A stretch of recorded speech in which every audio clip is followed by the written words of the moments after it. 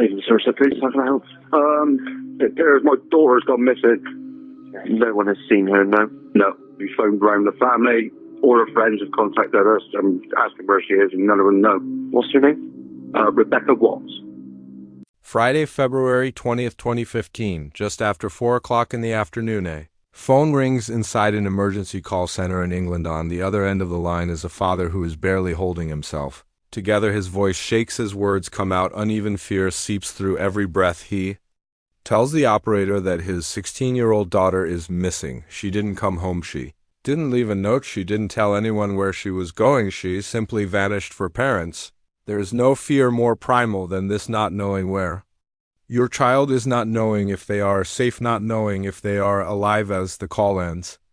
Those listening have no idea that they are witnessing the beginning of one of the most disturbing criminal investigations Bristol has ever seen. The missing girl's name is Rebecca Watts. Everyone calls her Becky. She is 16 years old. She is a student. She is a daughter. She is a sister. She is a teenager with dreams, plans, music in her ears, and a life still waiting to unfold. And at this moment, she is already gone. What makes this case so deeply unsettling is not just the brutality of what happened.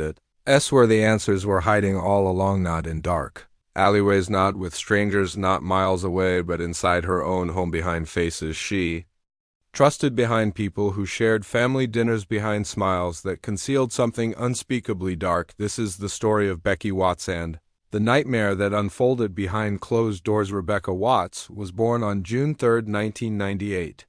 Her early life was not easy. Her parents separated when she was young. She spent her early childhood with her mother, but concerns about neglect eventually led to Becky and her brother Dan being taken into care for a time. Her life was marked by instability, uncertainty, a lack of safety that no child should ever experience. That changed when Becky and Dan moved to her father, Darren Watts. Darren fought hard for his children. Friends and family describe him as a devoted father, someone determined to give his kids the structure and security they had been missing.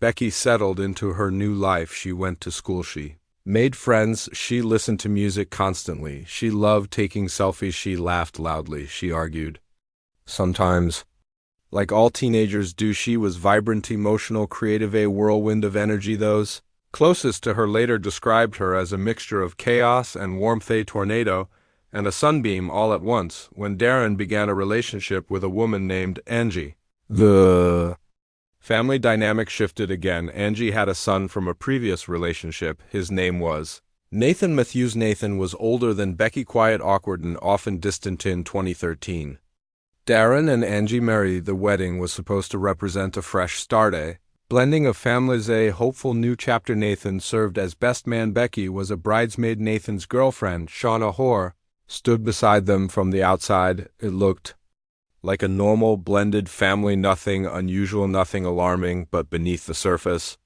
tensions were growing, and something dark was already taking root. Thursday, February 19th, 2015, it begins like any other ordinary day. At around 11 o'clock in the morning, Becky sends a text message to her boyfriend. She tells him she is at home listening to music, relaxing. There is nothing unusual about the message, nothing dramatic, nothing alarming. It is painfully ordinary, and it will be the last message she ever sends. Sometime later, Becky's phone falls silent. No replies, no activity, no explanation. For a girl who always stayed in touch, who checked in with friends, who never disappeared without telling someone, this silence is terrifying. By late afternoon, her boyfriend grows increasingly worried. By 5 o'clock, he is standing outside the family home in Crown Hill, Bristol. He knocks on the door. Shauna Hoare answers.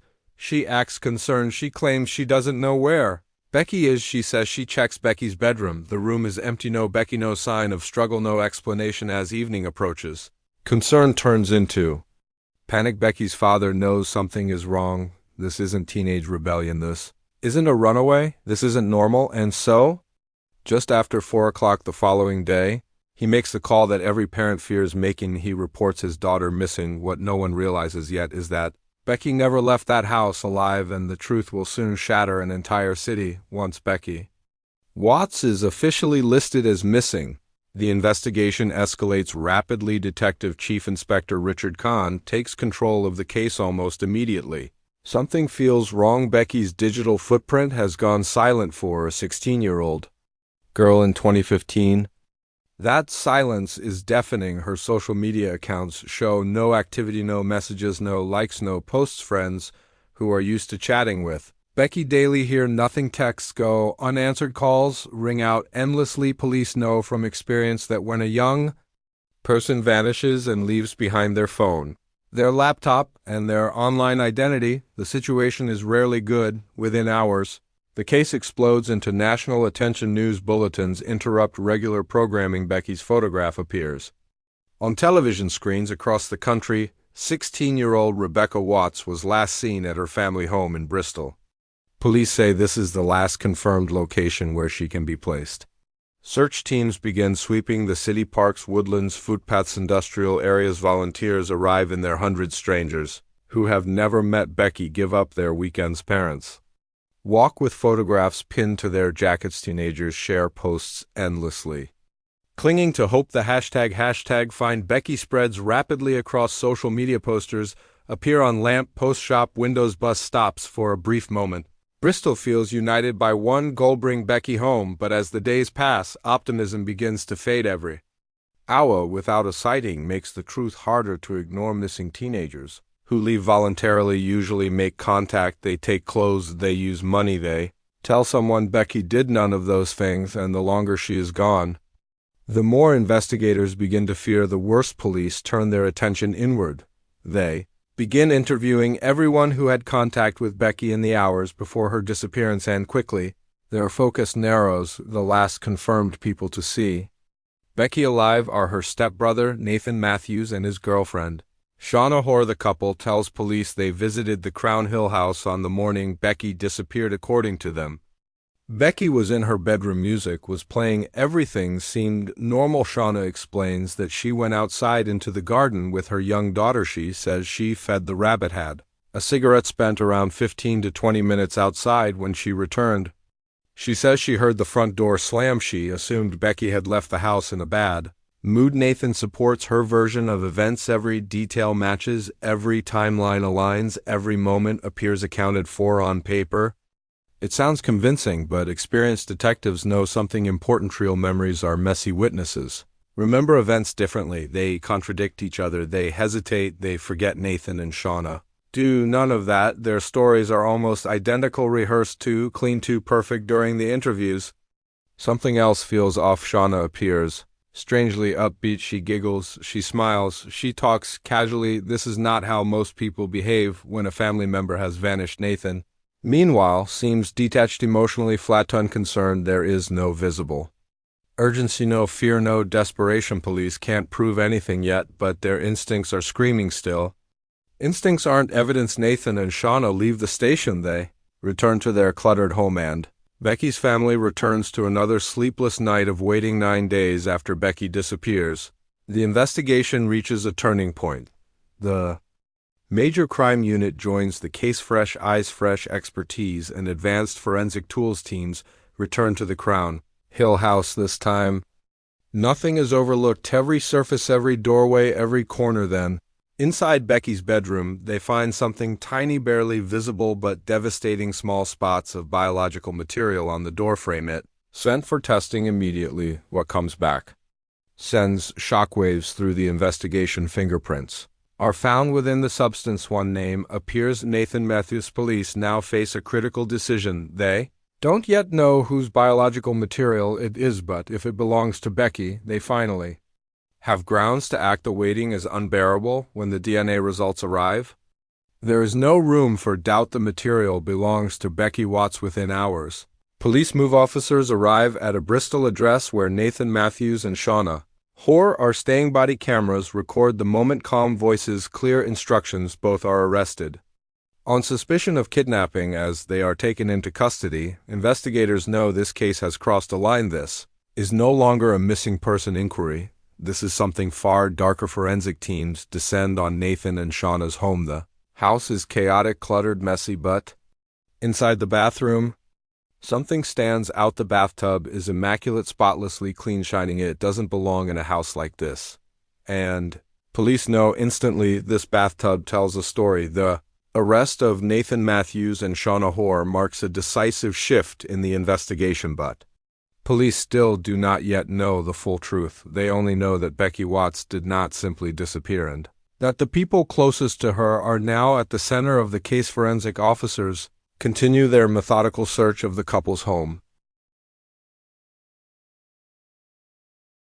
Every room is photographed, every item cataloged, nothing is dismissed as insignificant. The house is overwhelmed by clutter, piles of belongings stacked against walls unwashed. Dishes, clothes strewn across floors. It feels chaotic, neglected, but the bathroom tells a very different story. The bathtub is spotless, immaculate, almost gleaming in a house where disorder reigns. This level of cleanliness is deeply suspicious. Investigators know that when offenders attempt to clean a crime scene, they often overdo it, scrubbing, harder cleaning, longer, trying desperately to erase what cannot be undone. As the search continues, officers discover two small but critical pieces of evidence: receipts. They come from B&Q, a large DIY hardware store. The date printed on them is Friday, February 20th, 2015, the same day Becky was reported missing. The items purchased raise immediate alarm: heavy-duty power tools, protective goggles, gloves, a face mask. This is not the shopping list of someone renovating a home. It is the shopping list of someone preparing for something far more sinister. CCTV footage from the store confirms what police feared. Nathan Matthews is clearly visible making the purchases at that moment. The investigation officially becomes a murder inquiry. With the evidence mounting, police face the hardest task of all. They must sit down with Becky's family and tell them that hope is fading. Detectives arrive quietly, no sirens, no urgency inside the family home.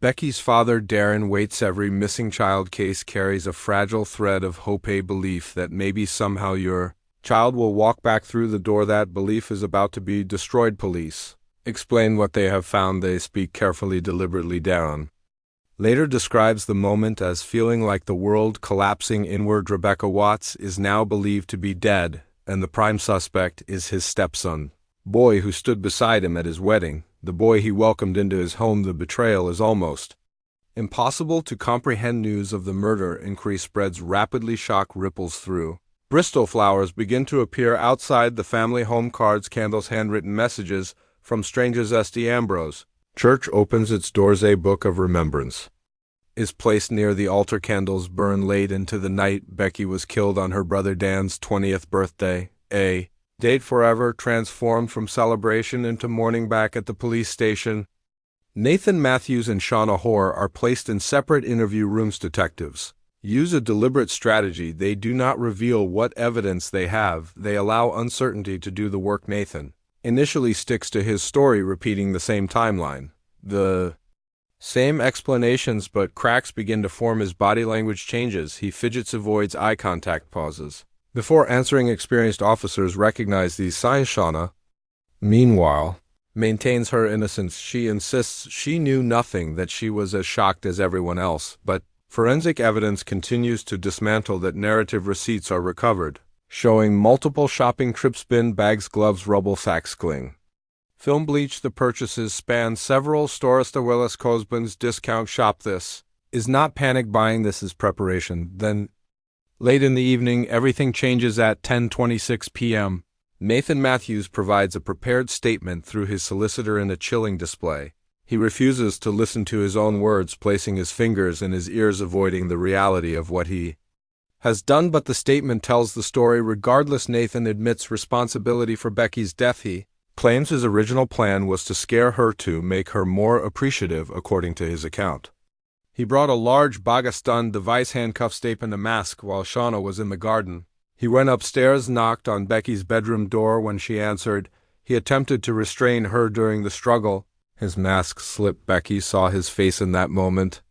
His plan collapsed. To prevent identification, he killed her. She died while partially inside the bag. What follows is even more disturbing. Nathan describes using the power tools purchased earlier in the bathtub to interfere with Becky's body, explaining why it appeared so unnaturally clean afterwards.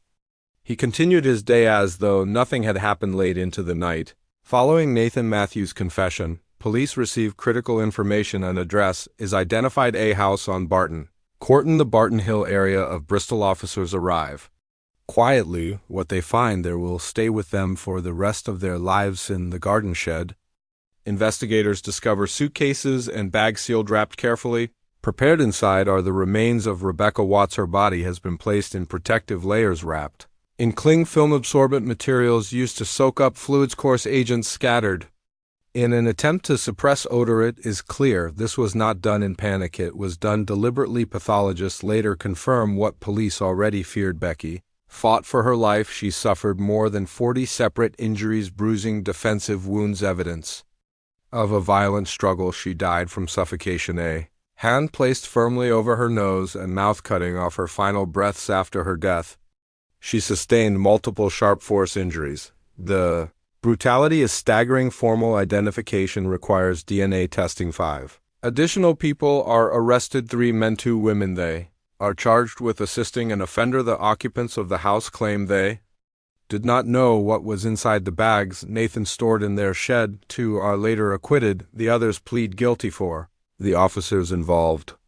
there is no sense of relief, only devastation. This was one of the largest investigations ever conducted by Avon and Somerset police. They found Becky, but they could not save her. As the case moves toward trial, investigators refuse to accept Nathan's version of events as the complete truth. They turn their attention to Shauna Hoare. Was she merely presenter?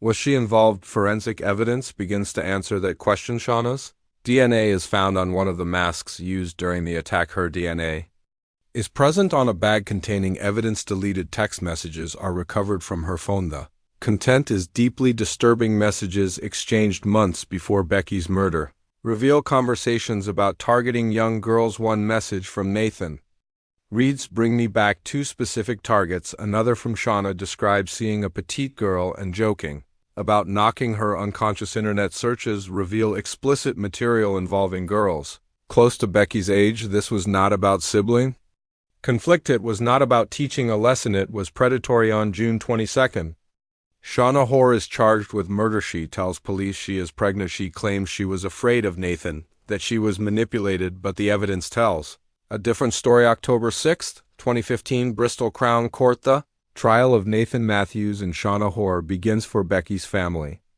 It is the first time they hear the full truth, including a revelation that shatters them completely. 2 years before her death, Becky told a friend that Nathan had described in graphic detail how he planned to kill her. She never told her family.